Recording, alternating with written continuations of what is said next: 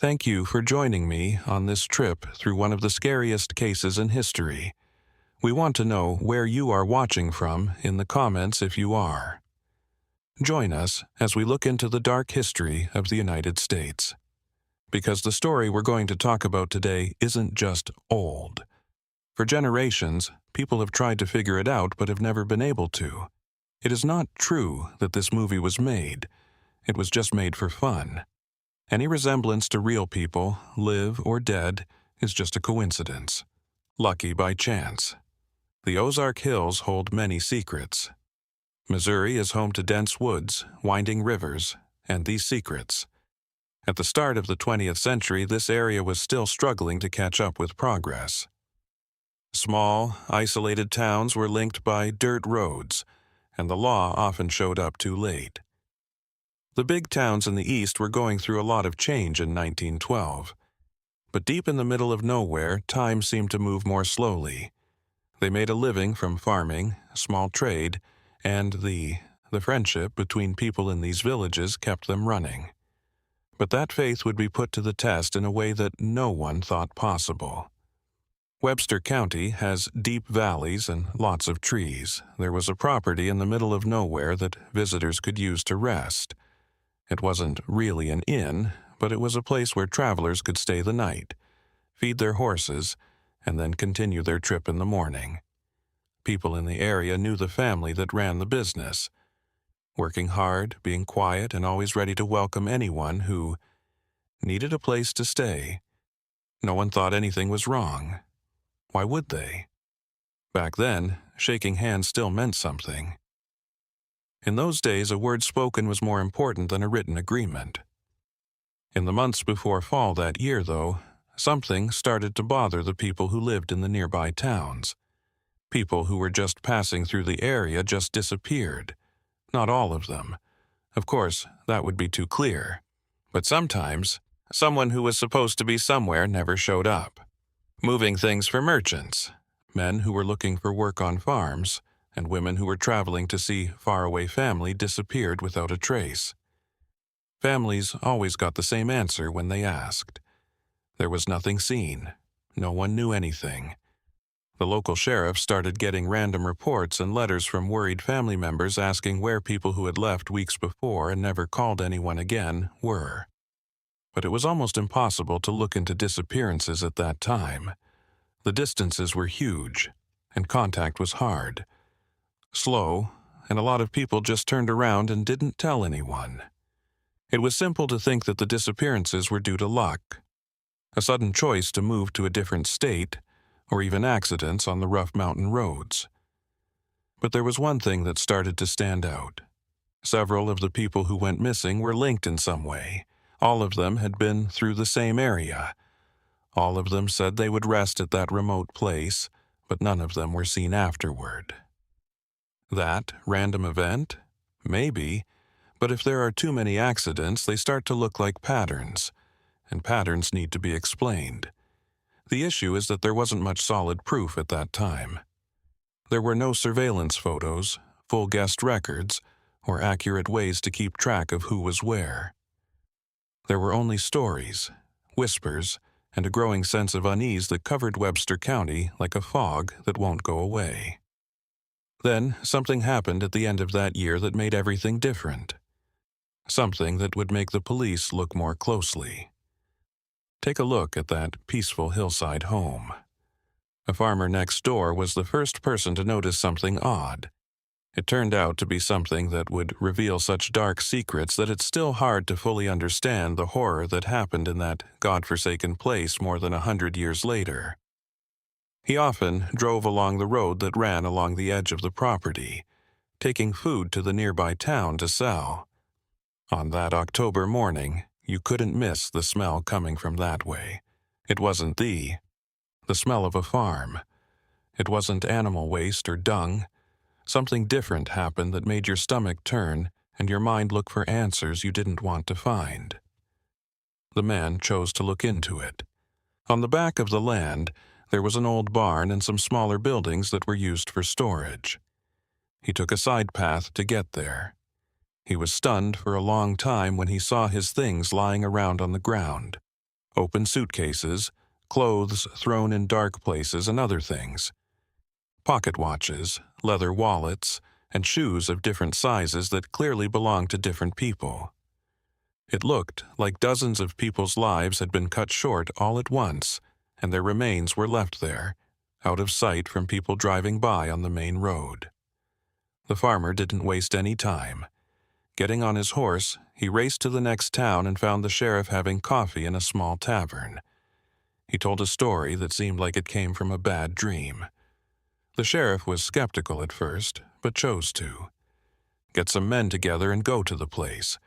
What they found that afternoon proved what they were most afraid of. The property had proof of something more serious than a normal crime. It wasn't just theft. It wasn't just one act of rage. Something organized, planned, and done over months or even years. Over the next few days, more information came to light. Some of the victims were named thanks to papers that were found among the belongings.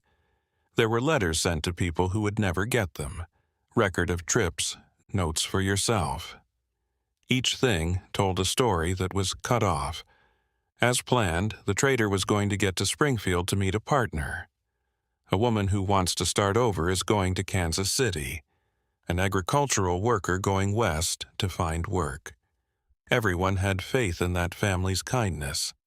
They all thought that for one night they would be safe there. The family that ran the business was caught right away. They denied everything when they were questioned. They said that people had left the things behind over the years, didn't know where they came from and had never hurt anyone. But everything they said was shown to be false. There were marks on the walls of the barn that showed that the structure had recently been changed. Tools were hidden in places that made sense. Something was happening in a way that couldn't be explained by chance alone. Local media ran stories about the case. The Missouri Gazette wrote a long story about the disappearances that linked together information that seemed to be spread out at first. Other publications did the same thing. Soon, families from all over the state started calling the police to report missing cousins who had been in that area. The size of what had happened was becoming clear, and it was much bigger than anyone had thought at first. The officials had to deal with a huge problem. How could they show that each of those people had been hurt? The bodies were not found. Only the items, the accused's silence, and a series of events led to a terrible crime. There were no direct witnesses. In conclusion, the county officials knew that they would need more than just a few signs to convict someone. They would have to put together bits and pieces of information that they had collected over months of study to figure out what had happened. After that, something strange happened. Someone chose to talk. This wasn't a family friend. It was someone who had worked on the property for a while and knew they had to speak out because the police were after them. What this person would say in court would completely change the investigation and bring to light things that no one could have thought. This was said by a worker who had worked on the land for a few months in the summer of 1911.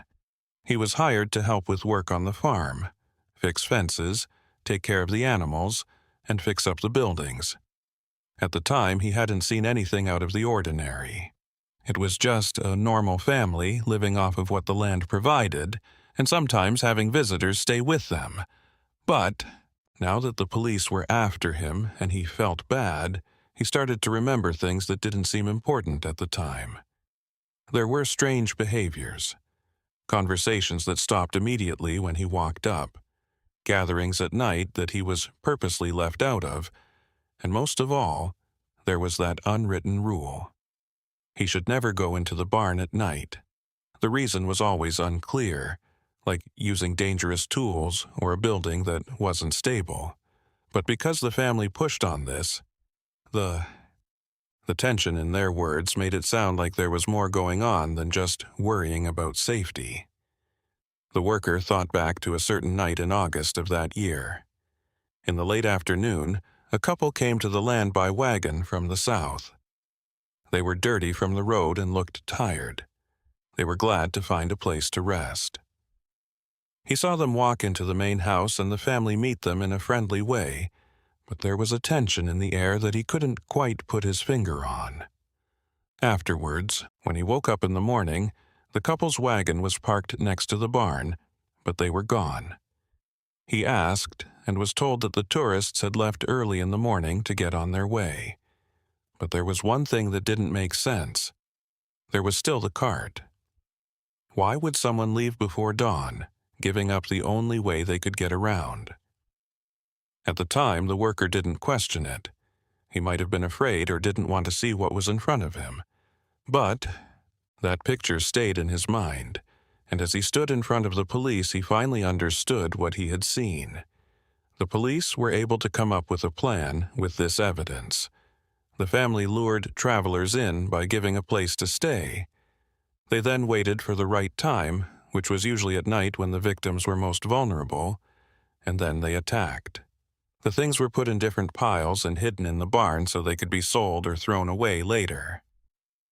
The wagons and horses were taken to faraway places and exchanged in towns where no one knew about them.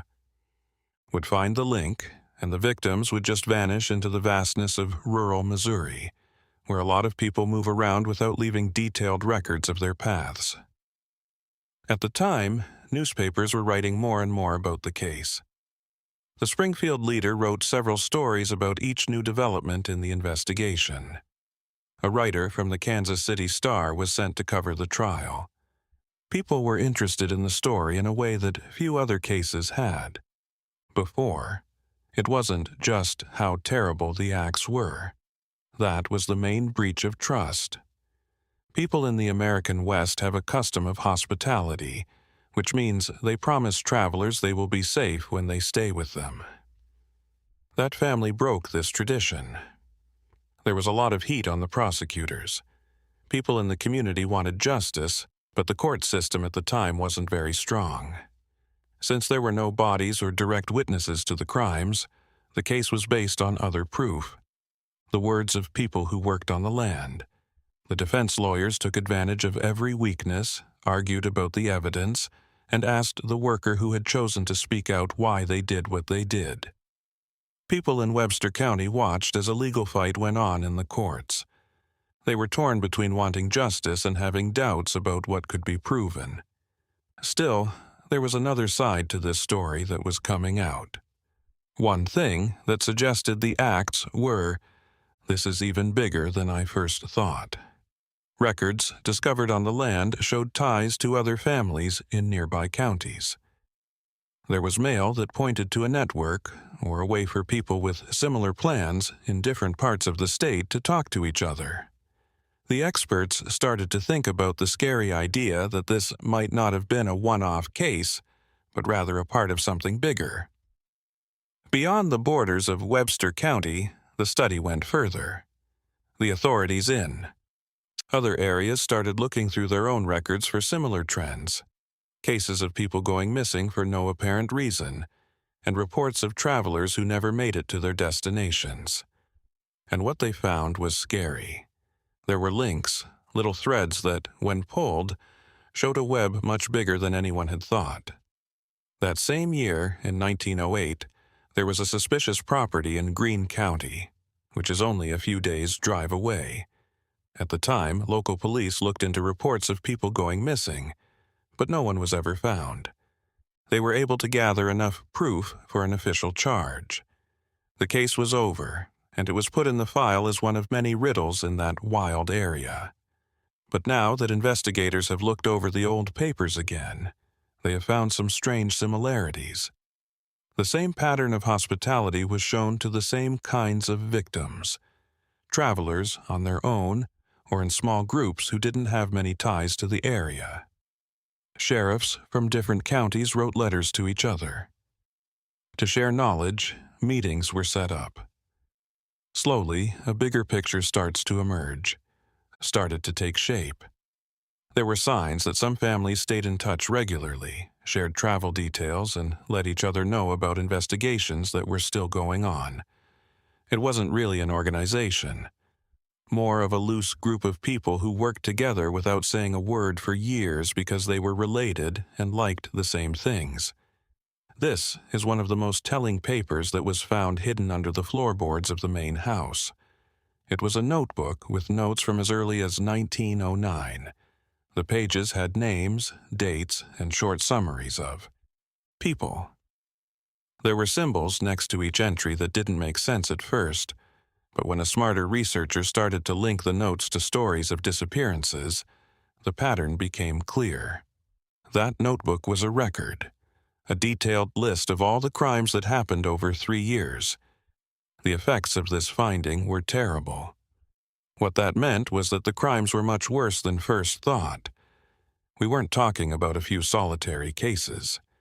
This was something that had happened over and over again for a long time. At all. Every note in that notebook was about a life that was cut short or a family that didn't have answers. There was no one who knew how the story finished in the dark hills of Missouri. The trial began in the winter of 1913. It was very busy in the county courtroom. People from faraway places came. Some were hoping to get confirmation about lost family members, while others were just interested in seeing the faces of the people who had done such horrible things. There were strong feelings going on in the air that made it tense. There was anger, but there was also something more. A general sense of humiliation and the knowledge that something basic about human nature had been harmed. The lawyers built their case in a planned way.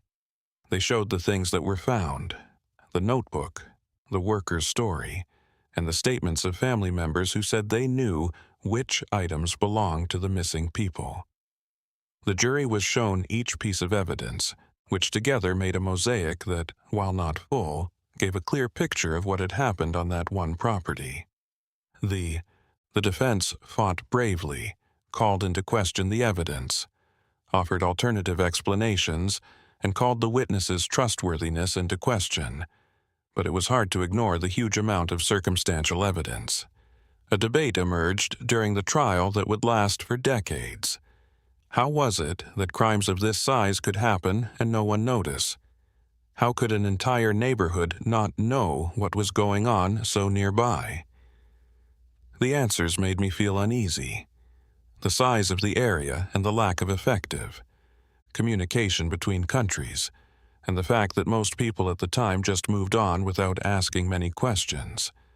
All of these things helped make the world one where predators could act without much trouble. It was a sad look back at that time, and a warning that progress and civilization were not as strong as people like to think. Then, something strange happened in the middle of the hearing. No one was expecting to see this witness, but they did. Their story would put new light on the whole case and show even more upsetting parts of this forgotten tragedy. A woman who had lived was the witness. As she walked into the courtroom, she stuttered. There were scars on her face that you couldn't see, but they were clear in every careful step and quick look at the accused. At the time, her name wasn't publicly known. This was an effort by the authorities to keep her identity secret, so she could start over with her life. But what she said would be very different from the know what the case is about. In April 1912, she got to the land on a rainy afternoon. There was a time when going alone by a woman was rare, but she had to make that trip because of her life. She was going west because there was a job opening at a small country school there. Because of the heavy rain, she had to find a place to shelter. The land by the roadside seemed like a good idea. It looked like the family was nice to her, giving her hot food and a safe place to stay the night. But she didn't like something about that house. It could have been the way her family looked at her, judging and figuring out. A whisper she heard while they thought she was asleep might have been what it was. Or maybe it was just a basic urge to stay alive, that voice inside us that tells us when something is very wrong. She claimed to be more tired than she really was, but she stayed awake all night with a small knife she kept hidden in her luggage in her hand. There was a sound of footsteps coming toward her room in the middle of the night. Had stayed. As it opened slowly, the door made a noise. She did not move and kept her breathing under control. With her eyes half open, she looked around in the dark. A carefully moving silhouette came in, and then another, and another. She knew something very important had to be done right away because her life was in danger. She screamed, jumped out of bed, ran to the window and broke it with a chair. The glass cut her. The pain didn't bother her, though, so she threw herself out and ran into the dark. In the trees around it. They went after her. The people behind her could be heard. It was dark, and she could hear lanterns and the sound of branches breaking under heavy feet. But she knew woods. She had grown up in the same area. She was good at getting around in the dark and moving through the trees. A long time passed before dawn broke through the clouds and the sounds of the chase stopped. It took her a while to find a new road, but she kept going until she got to a farm where nice people welcomed her, helped her get in touch with the police. Her evidence was terrible for the defense. There was someone who had been inside that house and seen what the family was planning. They had only managed to get out by being lucky and brave. She talked about how the house was set up in ways that only someone who had been there could understand. It sounded like this wasn't the first time something like this had happened because she talked about conversations she had heard while she was trying to sleep. It happened. The defense lawyers tried to discredit her testimony by saying she was confused and that the fear and darkness had messed up her memories. But she stood firm and answered every question clearly, making sure that her answers were in line with all the other evidence that had been given. The jury looked at her in quiet, and you could see in the men's faces that they were slowly coming to terms with the horrible thing that had happened that April night. What she talked about in her statement made it even more powerful. How things work in the family. It wasn't just one person doing it. There wasn't a single troubled person. It was a well-planned effort, and everyone had a job to do. Some scammed people by pretending to be friendly. Others kept an eye on the roads to look for possible targets. Still others were in charge of what came next. It was a cold, efficient machine that showed no signs of emotion or regret. Newspapers paid a lot of attention to her statement, but they were careful not to give away any details. That could help find her. The St. Louis Post-Dispatch wrote an editorial about the case's larger significance and how it showed how vulnerable a society is that is still trying to create law and order within its own borders. Not only were crimes committed by individuals a problem, but so were the holes in society that let these kinds of things happen. The survivors' stories had an effect that went far beyond the courts. Over the next few weeks, more people started to come forward each, bringing bits of information they had kept to themselves for years because they were afraid to talk about it or didn't know how important it was. It was like that woman's bravery had let others finally find a way to talk about their own upsetting situations. A businessman who often traveled the roads in Missouri said that he had seen the land several times between 1910 and 1911. He had never planned to stay the night there because he was eager to get to the next town, but he had. I saw something strange. A few times he had seen trucks and horses parked next to the barn, but never the owners. When he brought this up in passing with other traders, they always gave him the same answer. The travelers probably kept going on foot or caught a ride with someone else. Now that he looked back, he knew that those abandoned cars told a much scarier story. A woman who ran a small boarding house in a nearby town talked about something that happened in 1911. A man showed up at her boarding house late at night, upset and with torn clothes that made him look like he had run a long way. He asked for a room, paid for it ahead of time with coins he tore out of his pocket, and then locked himself in for 2 days. When he finally came out, he looked over his shoulder all the time, like he thought someone was following him. She tried to talk to him and offered to help, but he just shook his head and ran north quickly. He never told anyone what happened or looked for the authorities. He just disappeared, possibly taking with him secrets about what he had seen or done. These extra accounts helped detectives make a more accurate timeline of the crimes. It became clear that the action had started a long time before 1909, which was the date on the first note that was found. There was proof from at least 1907, and maybe even earlier. This meant that family had been able to take advantage of the trust for at least 5 years, and maybe even longer. Of tourists who were not guilty and the problems with the justice system at the time. As the trial went on, more information came to light about why so many people had kept quiet for so long. Fear was very important. There were rumors about what happened to people who talked too much or asked questions that were too personal. The family had connections in many areas and knew important people. The reports weren't just made up. Reports said that possible witnesses were scared and that people were given. Messages left on doors and frightening visits in the middle of the night to stop people from being too curious. Besides that, there was the social shame. In a time when image was everything, being linked to such a messy scandal could ruin a whole family. Many people chose to stay quiet rather than face the shame of saying they had been tricked, that they had put their faith in monsters, or that they may have even sent family or friends into that trap without realizing it. Shame and guilt were heavy loads, and many people decided to carry them in secret rather than being judged by other people.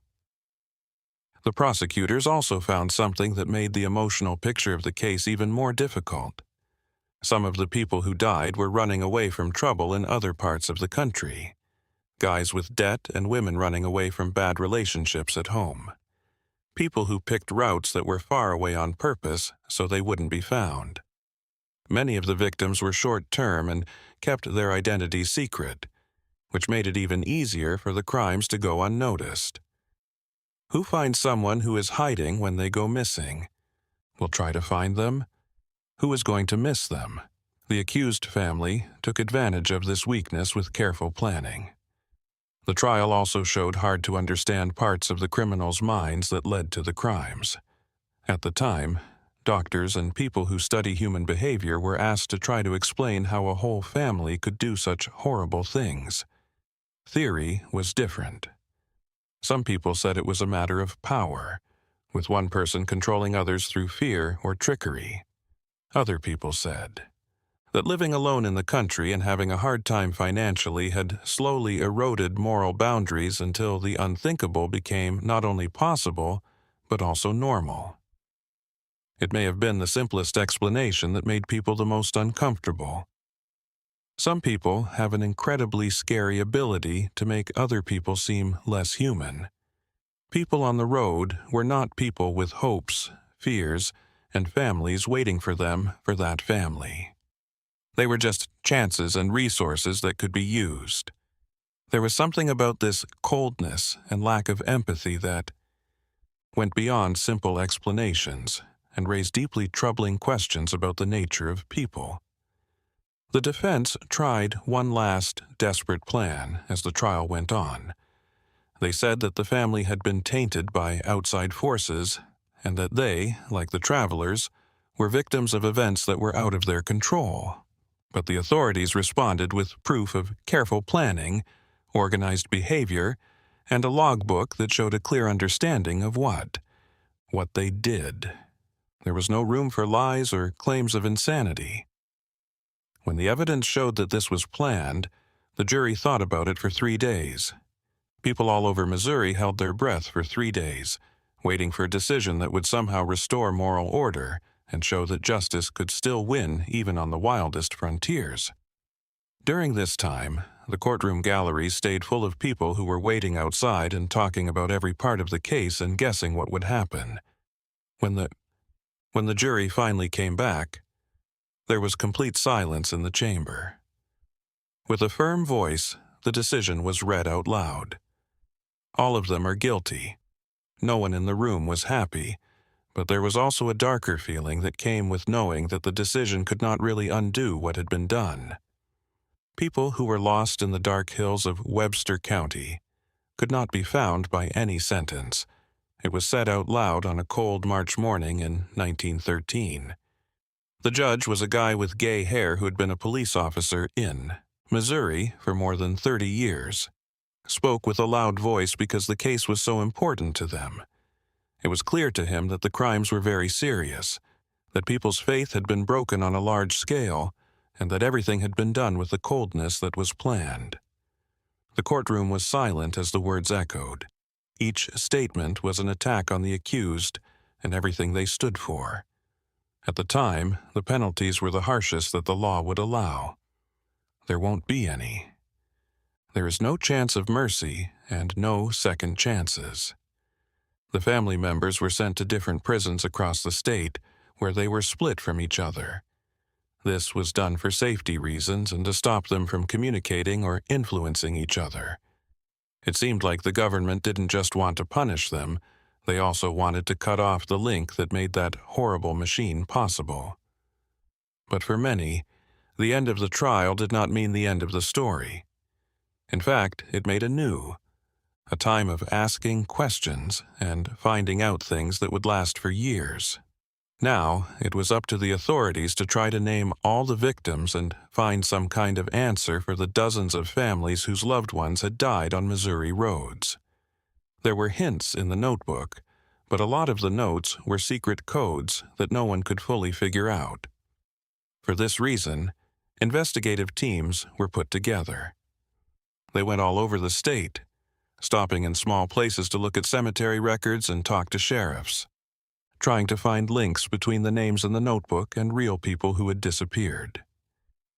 It was hard work that often didn't work out. It was like trying to follow footprints in the sand after a storm to find the stories of many of the victims who were travelers and didn't have deep roots in any one place. They were sometimes successful. One post from October 1910 was about a blacksmith who went missing after leaving Tennessee to go west. His Nashville-based sister had been looking for him for years, writing letters to police in various states, always hoping to find him still living. Years of not knowing what would happen ended with her getting the news. She felt both sad and relieved at the same time.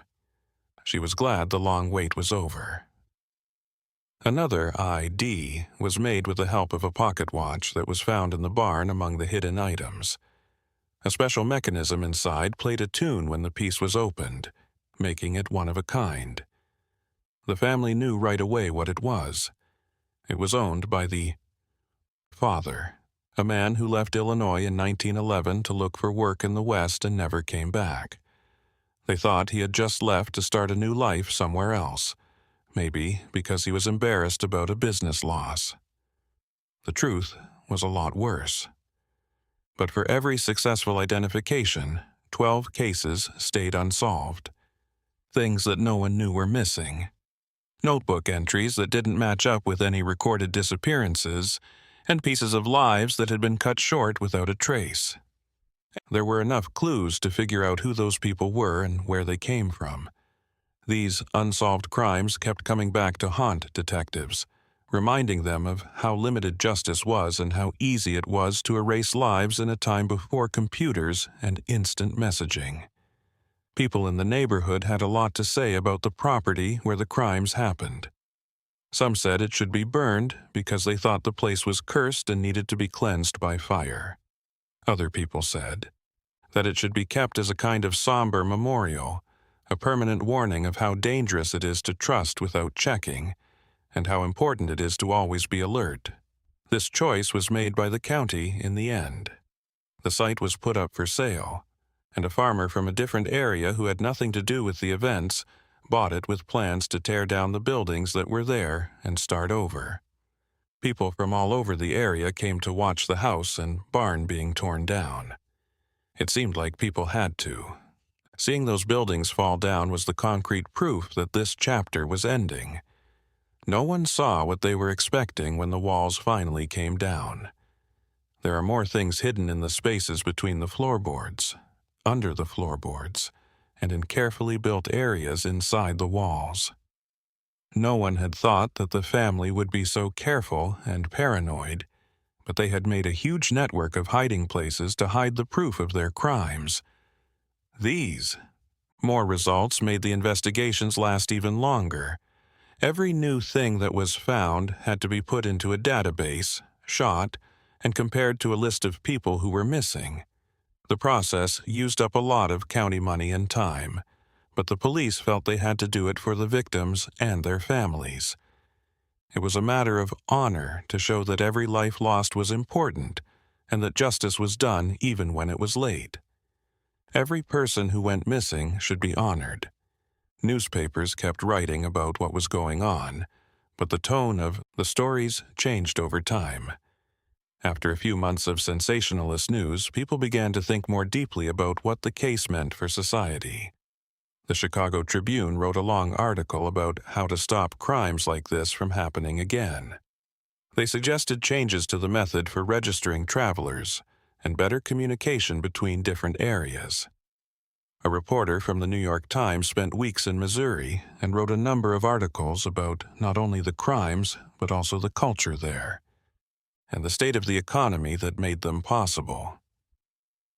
The story also caught the attention of academics.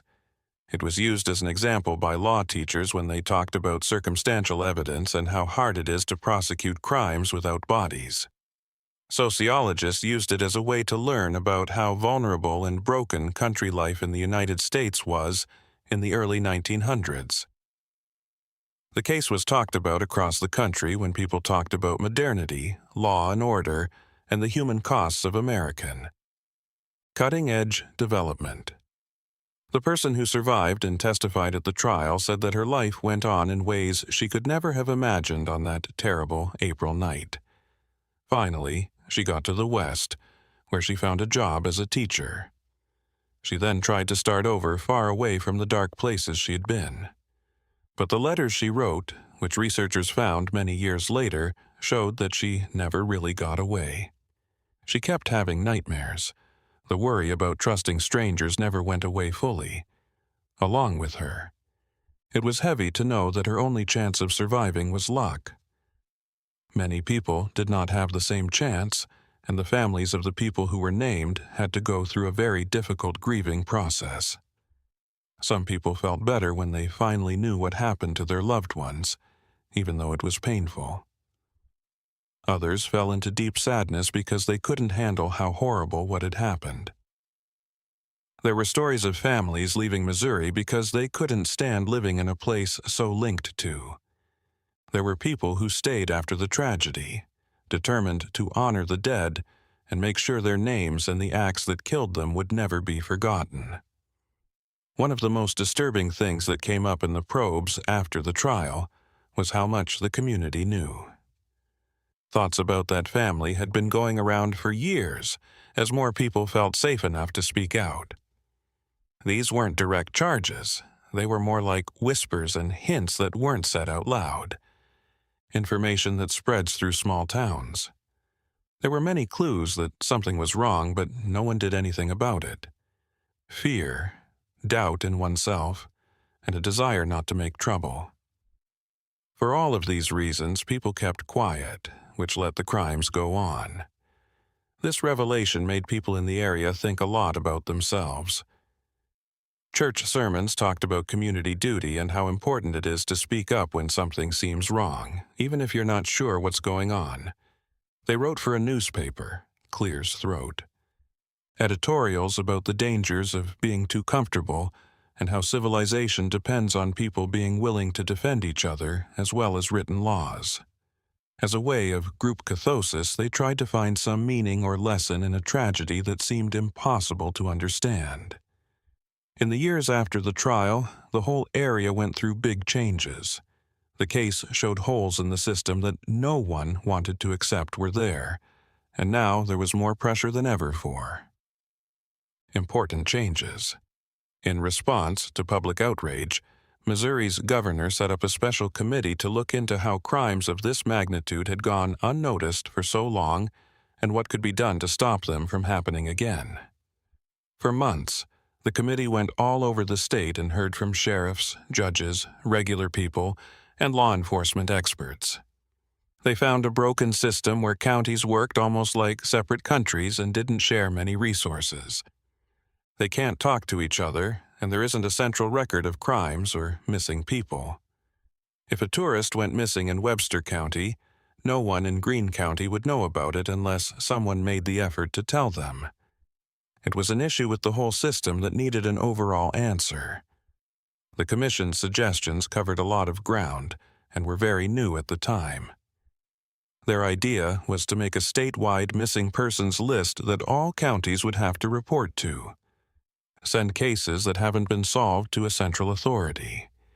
They said that sheriffs should be required to get training on how to look into disappearances and spot trends that could point to organized crime. They also suggested making a statewide police force that could work across county lines if needed.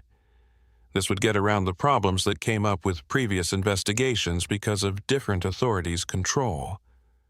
Not all of these ideas were put into action right away. People were against it, especially the city government, which thought the changes took away their freedom. Some people said that the case was an outlier, a one-of-a-kind combination of events that didn't call for big changes to the whole system. But people who wanted the changes kept pushing, using the case to show how dangerous it is to be lazy and not work together. Over the next few years, many of the suggestions were put into action, which completely changed how Missouri dealt with crime and missing people. In the meantime, the probe into the full range of crimes kept happening. Local historians and hardworking detectives worked for years to put together the whole story, find all the possible victims, and figure out how the different cases were connected. The last 10 years of this investigator's life were spent on this case. He was a retired agent who couldn't let go of it. He went thousands of miles to many places and talked to hundreds of people, all the while looking for the next clue that could lead him to another one. Identity is a different story. His work showed trends that were both interesting and scary. He learned that the family being charged had been very picky about who they killed. They stayed away from people who had a lot of ties to the area and whose disappearance would lead to quick and intense searches. Instead, they looked at travelers, temporary workers, and people who were moving from one life to another. These were people who, for different reasons, had stopped being seen by the people around them, and this, being invisible, made them easy targets. The detective also found proof that the family kept some kind of information about how people traveled and moved around. They knew when some roads got busy, when seasonal workers usually came through, and when business travelers had more money. This information wasn't learned by accident or by observing something. It took years of careful study, strategic talks in markets and taverns, and building up information sources in many places. Places to live.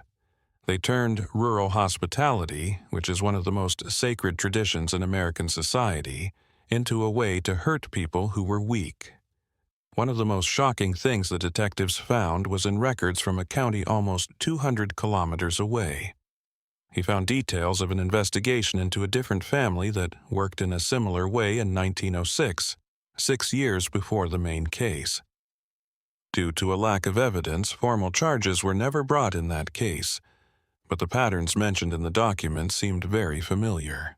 The investigators started looking into family links between that family and the one in Webster County. They found marriages, kinship ties, and letters that suggested the groups worked together, or at least knew each other. This finding made it more likely than not that travelers were being taken advantage of as a family tradition that went back generations. It wasn't just a small group of crooks doing something wrong. It might have been a practice that had been passed down and improved over decades.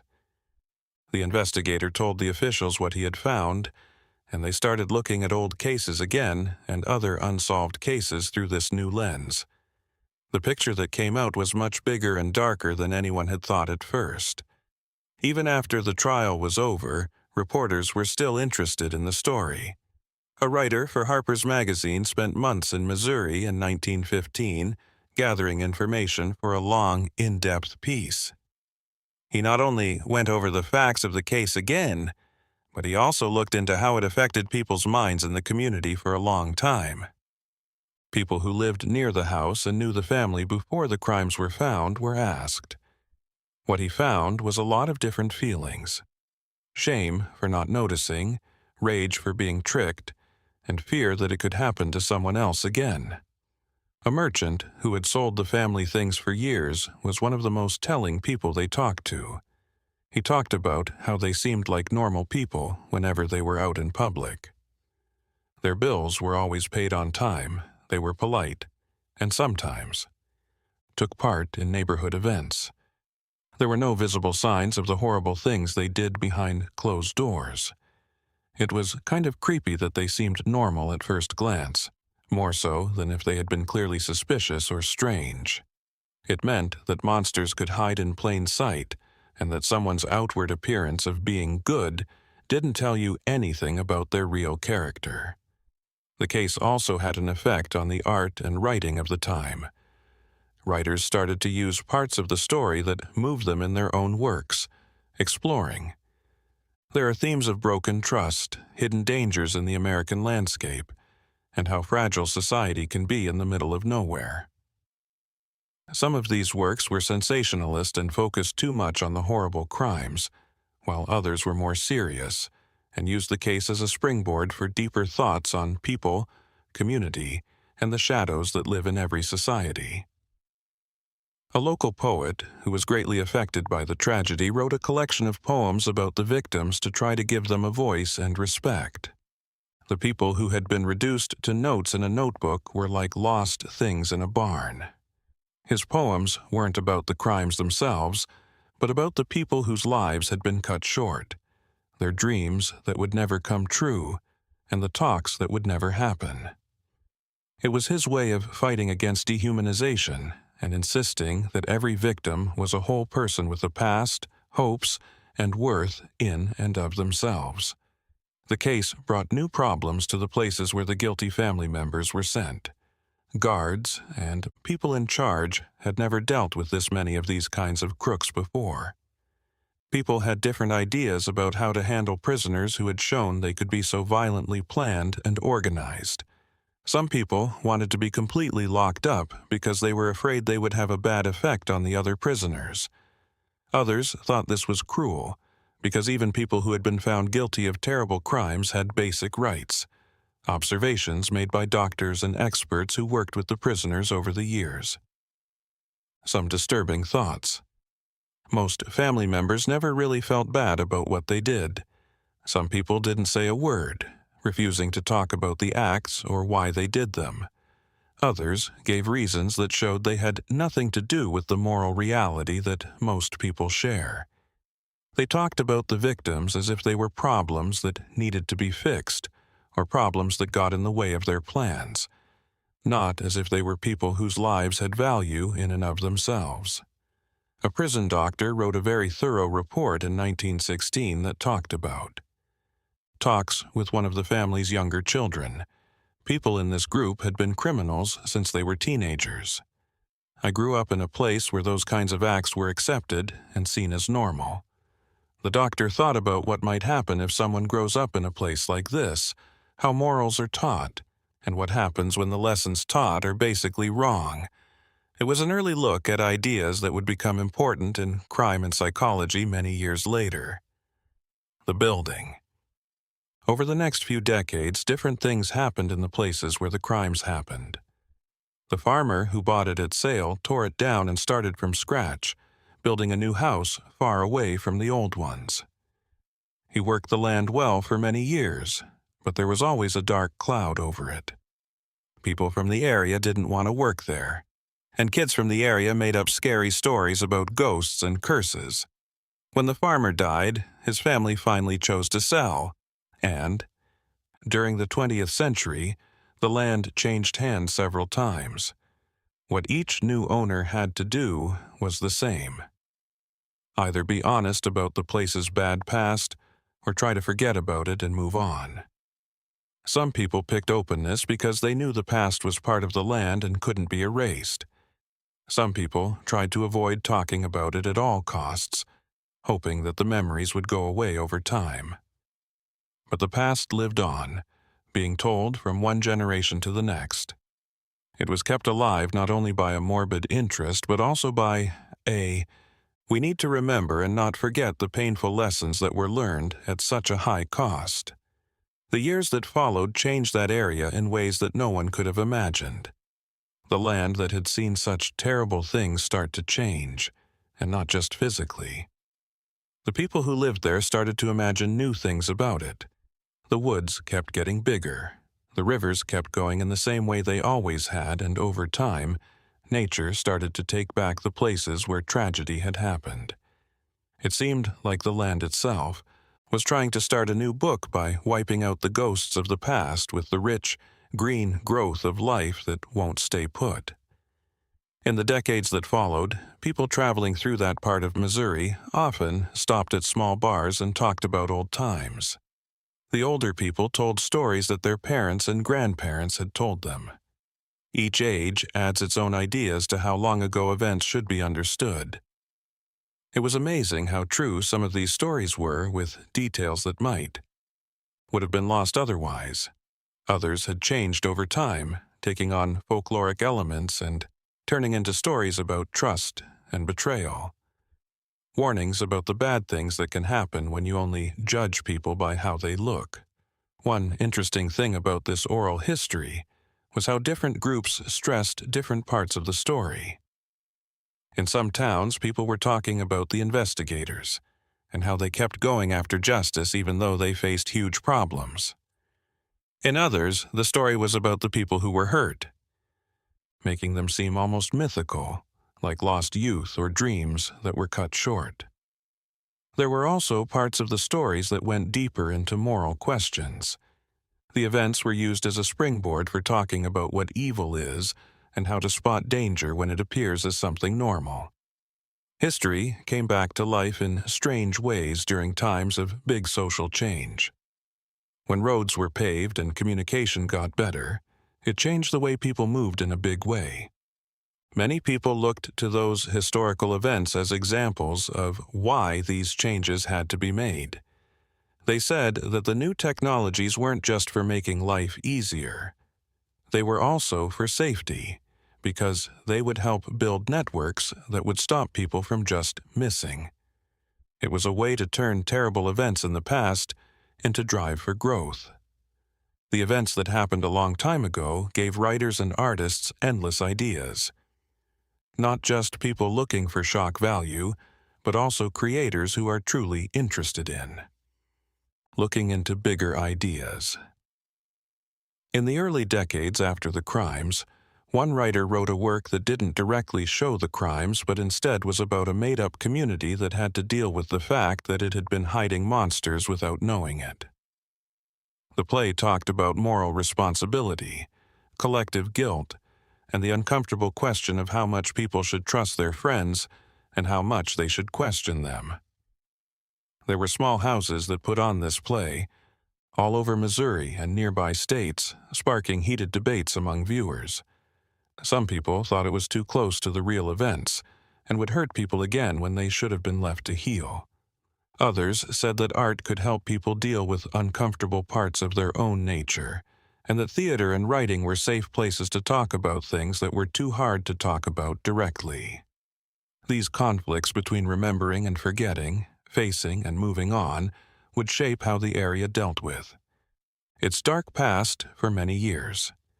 Teachers also found ways to use the events to teach, though they did so very carefully and sensitively. Teachers in some rural schools used parts of history to teach students how to think critically, why it's important to ask tough questions, and how social processes work or don't work. It wasn't meant to scare students with gory details. Instead, a local historical case was used to show bigger ideas about justice, society, and personal responsibility. These lessons were especially powerful because they weren't vague. They were about things that had happened in the area where the kids lived, or about places they could visit, at a time that people could still remember through their grandparents and great-grandparents. The land in the area also had minor but long-lasting signs of those events in the way it looked. Some roads that used to be major travel routes were slowly taken out of use as new ones were built. partly for practical reasons, but also because no one wanted to go through places that were so linked to sadness. These old roads turned into secondary tracks that were overgrown with invasive plants, making it harder to tell where they ended and the forest began again. Hikers sometimes came across them and thought about what stories the tracks might have to tell if they could talk. There were times when it looked like history would finally be lost and become just another footnote in old, dusty record books. But something would always happen to bring it back to people's minds. Someone doing study might find a new set of papers in an old set that has been forgotten. Someone from the family might finally decide to tell the story of their family. Or maybe things that happened in the present would make people look back, looking for similarities in the past and trying to figure out trends that seem to happen over and over again. One such revival happened when boxes of records that had been kept for decades but had been forgotten. There were letters from people who had testified at the first trial. These were private thoughts that the writers had never meant for the public to see. These letters gave us a close look into how people had been feeling after going through terrible things and how hard it was for them to balance their beliefs about how good people are with what they had seen. Reading these letters after many years had passed was like opening an emotional time capsule that kept raw feelings alive. At the time, they had kept their thoughts out of the public eye. One letter that really touched me was written by a juror years after the trial. He talked about how the event had completely changed his view of the world and how he could never trust people the same way again. He also talked about how the case had given him nightmares for years. But he also wrote about a strange kind of thankfulness for having been on that jury and for being a part of a process that, even though it was painful, showed the best in people. Could give an answer to the worst that could happen. A dedication to fairness, following the rules and seeking the truth, even if it was scary. The generations that grew up decades after the events had complex feelings about the past. For some, it gave their small, unknown town a dark sense of identity and a way to be known for something, even if it was something bad. For some, it was a burden.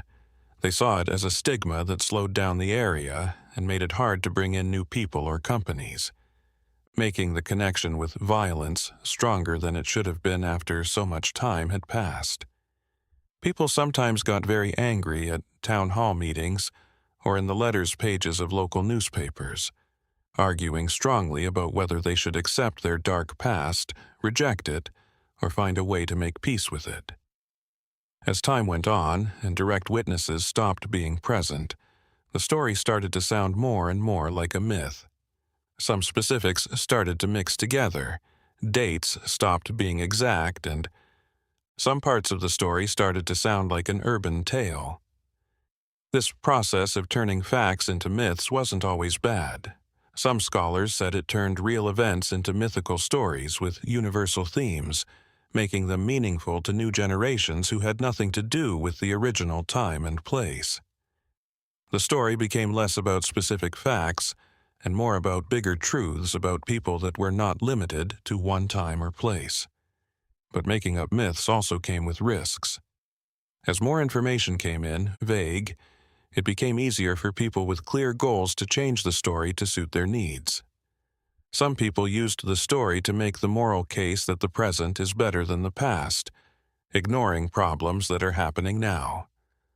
Others used it to spread fear or support laws that kept some people out. It was a steady battle for serious historians to correct mistakes and keep the story based on facts that could be proven, even though they knew that some interpretation was bound to happen. The land where it all happened went on its own path through the years. Each new family that lived there had their own way of dealing with the past that was there. Some people tried to forget about it and lived their lives as if the past didn't exist. Others dealt with it in creative ways, like by planting memorial gardens or letting historians do archaeological study without disturbing the site. There were also people who just lived with it, knowing that the past was a part of the place's character.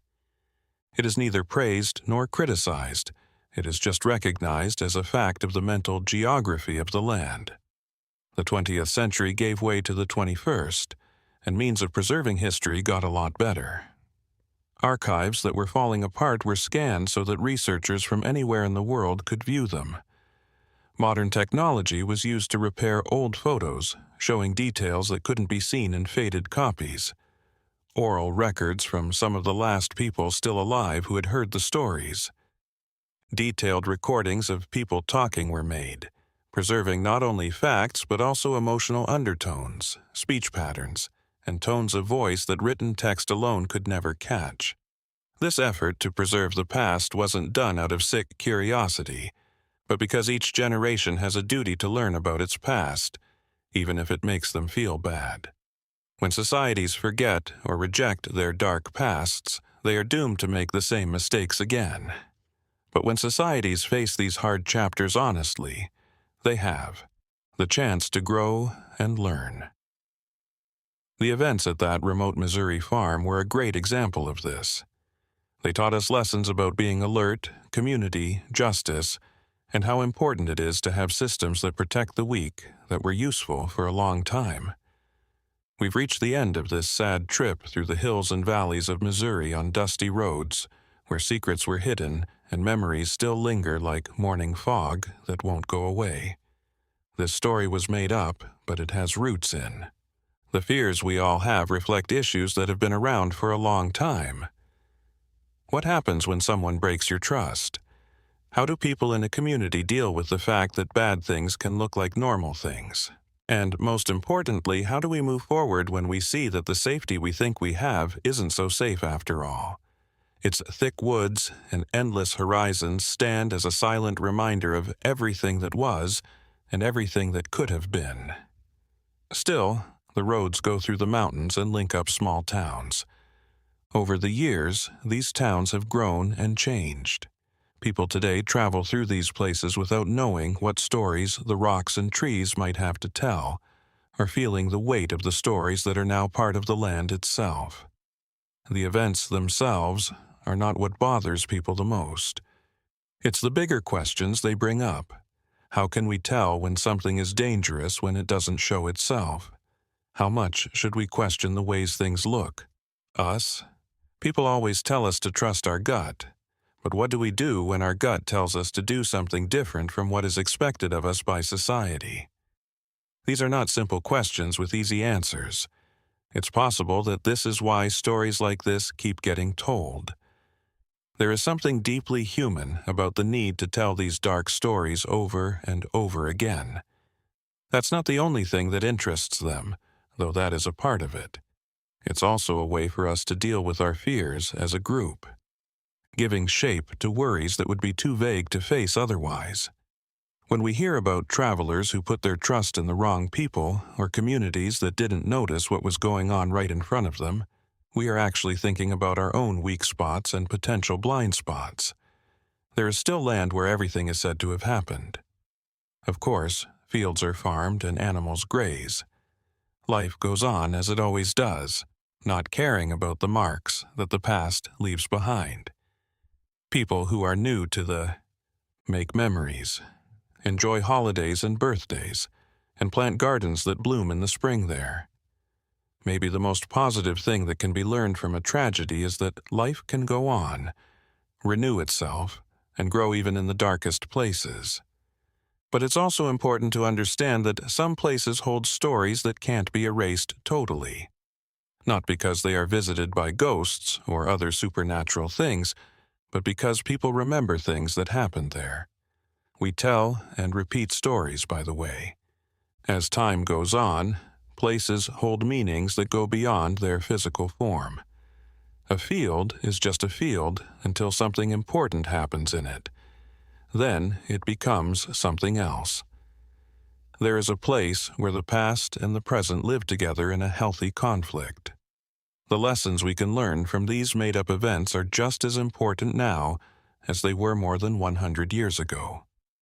These days, people are more connected than ever before. It's harder to go missing, and communication systems have made it almost impossible for someone to disappear without a trace in the digital world. But new kinds of weakness have come up to take their place. The main idea stays the same: the need to be alert, for systems to protect the weak, and for people to care enough about their communities to ask tough questions when something doesn't seem right. It's powerful to think about what it was like to move back then, when distances seemed much longer, when you could go days without seeing another person, and when the sight of a house meant a lot. Giving shelter might look like a divine gift. The roads and properties were so far away from each other that they made it possible for human events to happen without anyone seeing. It wasn't at all like our world. Still, basic human urges, both good and bad, have stayed the same throughout the ages. This story teaches us that it's important to keep memories fresh for everyone. We don't want to get lost in the past. We want to bring light to the present. Each age group has its own issues, its own monsters, and its own structural flaws that let wrongdoing grow. When you look back, you shouldn't be quick to judge those who came before you. Instead, you should learn to spot patterns, see through masks, and build societies that make it harder for predators to work in the dark. The Missouri area, where all of this happened, whether it was real or imagined, is still a very beautiful place. The things that made woods, valleys, and islands so remote in the past now draw people who are looking for peace and quiet. Peace and a link with wild nature. It serves as a reminder that neither places nor events are fundamentally good or bad. Instead, the meaning we give them depends on the circumstances and the actions of people. As this story comes to an end, it's interesting to think about how stories change the way we see the world. They're not just fun, though that is sometimes what they are. They are things we use to make sense of the very complicated complexities of being human. When we hear about trust being broken, when people talk about broken systems and victims who never got full justice, they're really talking about the basic tensions that make up human life. Between the individual and the society, between freedom and security, and between trust and verification. Missouri was the perfect setting for this dark story because of its vast landscapes and long past. But the truth is that these stories could have happened anywhere where people live alone, where safety nets are weak, and where trust is low. Geography is vital and could be betrayed, but people are more important. The ways of acting that people do over and over again, no matter where they are or what time it is. Thanks for reading this far. If you've stuck with us through these scary stories and thoughts on people, we appreciate your company. It's best to share stories like this with other people, talk about them, and argue about them. If you like reading stories like this, if you like learning about dark secrets, and consider listening to the channel if you want to hear deep human questions. Leave a comment with your own thoughts and ideas about the topics we've talked about. Also, please share this journey with anyone you think would enjoy it. The scariest stories often teach us the most important lessons about strength, community, and how people can fight for justice even when they face huge problems. We will keep looking into these stories, digging into parts of history that have been lost, and shedding light on events that shaped our world. Groups, and it showed us the truth about our species. Until the next story, stay alert and interested, and remember that knowing the past, even the worst parts of it, helps us deal with the present.